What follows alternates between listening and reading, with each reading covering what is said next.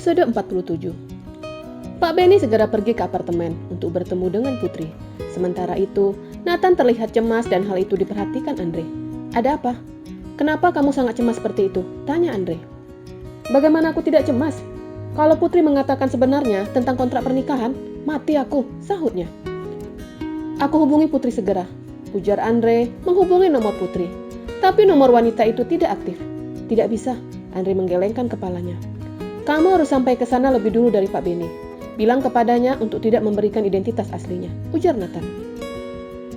Putri sedang duduk santai di balkon yang ada di apartemen. Dia menatap pemandangan yang menurutnya sangat indah.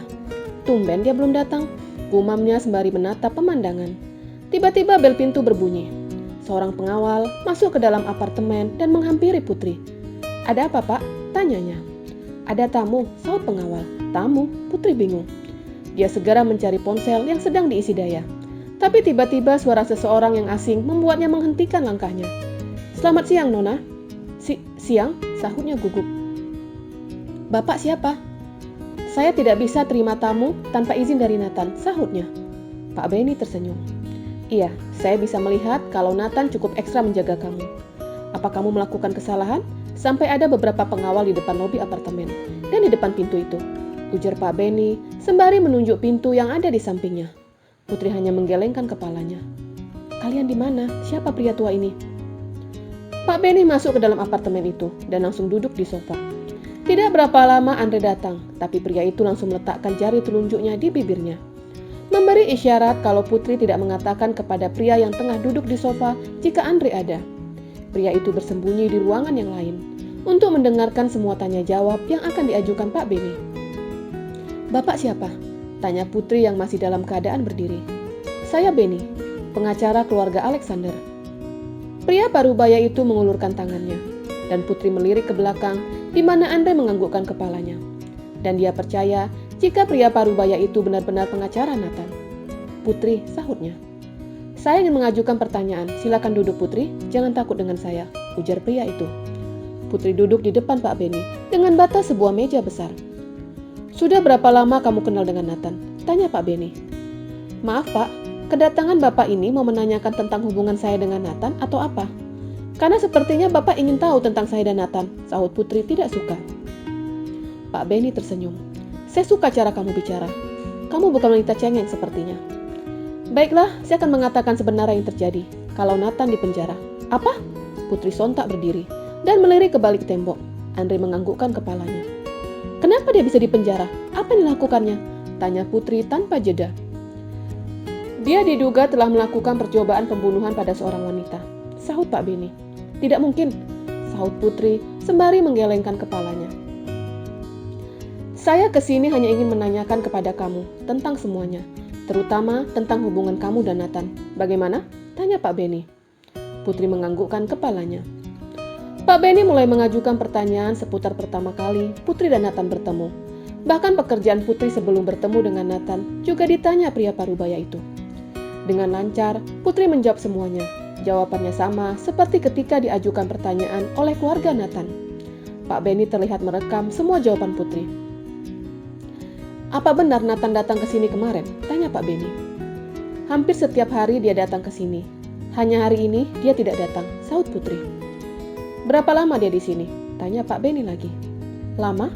Bahkan sering tidur di sini," sahutnya. "Tidur di sini? Jadi maksudnya kamu dan Nathan sudah satu kamar?" tanya Pak Benny. "Apa masalah seperti itu juga harus disebutkan?" tanya Putri tidak suka. Pak Benny tersenyum. "Ini memang urusan pribadi antara kamu dan Nathan. Tapi saya hanya ingin bertanya, jawab saja dengan jujur. Karena dari jawaban kamu, saya bisa mengambil kesimpulan sendiri," jelas Pak Benny. "Jika Bapak ingin saya jujur, maka jawabannya tidak pernah. Dia tidak pernah menyentuh saya. Jika dia tidur bukan di sini, tapi di kamarnya," sahut Putri. Pak Benny terus mengajukan pertanyaan, dan Putri menjawab yang dia tahu. Dan pertanyaan berlangsung selama 2 jam. Akhirnya Pak Benny beranjak dari tempat itu. "Kalau boleh tahu, siapa wanita itu?" tanya Putri. "Namanya Nadia," sahut Pak Benny dan berlalu. Seketika Putri langsung duduk lemas, sampai Andre datang menghampirinya. "Apa benar Nathan membunuhnya?" tanya Putri. "Tuan Nathan tidak membunuh wanita itu," sahut Andre. "Jangan membohongiku. Dia punya motif untuk membunuh wanita itu," sahut Putri tidak terima. "Apa maksud kamu?" Jangan tutupi apapun. Aku tahu kalau Nadia hamil dan dia minta pertanggungjawaban dari Nathan. Dan pasti Nathan menolak, lalu dia membunuhnya. Tapi sayang wanita itu masih selamat. Putri berspekulasi sendiri. Andre mengingat kalau Putri ada di ruang laundry bersama dengan ponsel Nathan. Dan dia yakin jika wanita itu sempat membaca pesan yang masuk ke ponsel bosnya. Kamu salah, Tuan Nathan tidak membunuhnya. Sampai malam aku bersama dengannya. Dia mabuk dan aku mengantarkannya dalam keadaan mabuk. Jadi kapan dia melakukan itu? Padahal dari pihak kepolisian kejadian dilakukan tengah malam. Jelas Andre. Jangan membelanya, teriak Putri tidak terima. Aku tidak membelanya. Memang seperti itu kenyataannya, sahut Andre. Kamu boleh membencinya karena dia pernah menidurimu, tapi dia benar-benar tidak melakukan itu, sahut Andre dan berlalu.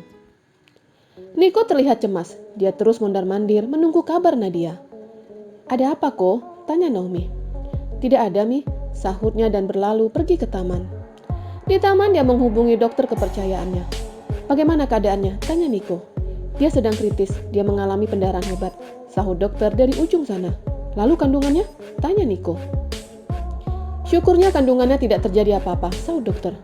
Hal itu membuat Niko semakin stres. Apa dia bisa sembuh kembali? Tanya Niko. Kami akan melakukan yang terbaik, sahut dokter itu. Kemudian panggilan terputus. Niko segera menghubungi orang kepercayaannya. Setelah itu dia pergi dengan mobilnya menuju tempat pertemuan. Niko menyerahkan amplop coklat ke depan pria itu. Pria di depannya membuka isi amplop itu. Bunuh Nadia, titahnya. Kenapa? Tanya pria itu. Jangan tanya kenapa. Aku bilang lakukan, maka lakukan. Teriak Niko marah. Bukannya kamu mencintai Nadia? Pria itu bingung. Dulu iya, tapi sekarang tidak. Dia telah berselingkuh dariku, sahutnya bohong. Baiklah kalau seperti itu, aku akan melakukan seperti yang kamu mau, sahut pria itu dan berlalu. Sebelum kejadian naas itu, Nadia terlihat kesal dengan jawaban Niko yang tidak ingin bertanggung jawab, malah menginginkannya tetap mengikuti kemauan Nathan, yaitu dengan menikah dengan Andre. Hal itu membuatnya marah dan membanting semua perabotan yang ada di dalam apartemennya. Dan pada saat itu Niko datang. Pria itu memeluk Nadia, memberikan ketenangan pada wanita itu. Sabar sayang, aku akan menikahimu, aku janji. Tapi biarkan Nathan menikah dulu, ujar Niko. Apa itu benar? Tanya Nadia. Iya sayang, sahut Niko mengusap air mata Nadia. Tapi itu hanya sesaat. Niko menjambak rambut Nadia. Niko, sakit! Teriak Nadia. Iya, aku tahu sayang, sahut Niko sembari tersenyum menyeringai.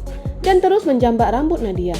Sampai di dekat tembok, Niko menjedutkan kepala wanita itu ke dinding, sampai kepala Nadia berdarah. Ampun Niko, teriak Nadia sembari meringis kesakitan. Kamu mengancamku, ini akibatnya. Niko terus menjedutkan kepala Nadia ke dinding, sampai wanita itu pingsan.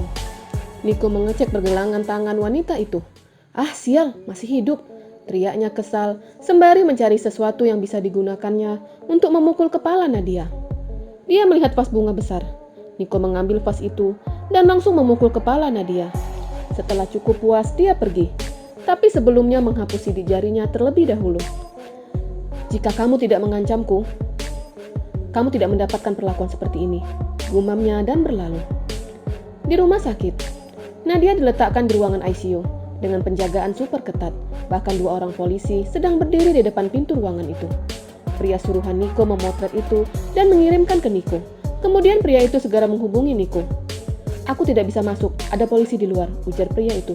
Ah sial, gerutu Niko yang mulai panik jika Nadia sadar dan akan berbicara siapa pelaku sebenarnya. Niko segera menghubungi dokter kepercayaannya untuk bertemu. Mereka bertemu di sebuah taman. Ada apa Niko? Tanya pria itu. Aku yang telah melakukan itu kepada Nadia, sahutnya jujur. Apa? Kenapa kamu melakukan itu? Tanya temannya kaget. Dia berselingkuh dengan Nathan, sahutnya bohong. Tapi tidak harus melakukan perbuatan seperti ini, seru temannya tidak suka. Aku mohon, lakukan sesuatu. Niko memberikan cek kosong kepada teman yang berprofesi sebagai dokter. Apa maksud semua ini? Temannya bingung. Bukannya kamu ingin membuat sebuah klinik? Tulislah berapa yang kamu mau. Aku akan memenuhi semuanya, tapi dengan syarat bunuh Nadia. Jangan biarkan dia berbicara dengan pihak kepolisian. Aku tidak mau dipenjara. Biarkan Nathan yang mendekam di penjara. Melihat cek kosong itu tentu saja menggiurkan untuknya. Aku tidak bisa langsung membunuhnya, tapi aku bisa melakukan secara perlahan. Jika langsung membunuhnya, pihak kepolisian akan curiga, jelas dokter itu. Aku percaya denganmu, sahut Niko dan menyerahkan pena ke teman dokternya. Dokter itu menulis jumlah yang sangat fantastis, yaitu 5 miliar. Setelah itu, Niko menandatangani cek itu dan menyerahkan ke dokter. Jika dia benar-benar mati, kamu akan mendapatkan jumlah yang sama lagi, ujar Niko. Baik Niko. Jaga rahasia ini, jangan sampai ada yang tahu, ujar Niko. Pak Benny sampai di rumah sakit, dan dia meminta izin kepada kepala rumah sakit untuk melihat kondisi korban. Setelah mendapatkan izin, dengan ditemani dokter pria parubaya itu melihat kondisi Nadia. Mengalami pukulan keras dari benda tumpul berkali-kali, ujar dokter. Bagaimana kandungannya? Tanya Pak Benny. Kandungannya aman, dan semoga bisa bertahan, sahut dokter. Kemudian Pak Benny pergi meninggalkan rumah sakit, menuju tempat terjadinya perkara, tentunya dengan pengawalan polisi. Pak Benny mengecek semua dengan sangat detail, berharap dapat menemukan sidik jari, tapi nihil. Tidak ada sidik jari sama sekali, ujar polisi. Saya akan mengecek kamera CCTV yang ada di koridor apartemen ini, ujar Pak Benny. Pria parubaya itu pergi ke bagian monitor dan melihat siapa saja yang masuk ke dalam apartemen Nadia. Dia melihat Nathan dan Andre masuk ke dalam apartemen itu dan tidak berapa lama keluar, serta mencatat waktunya.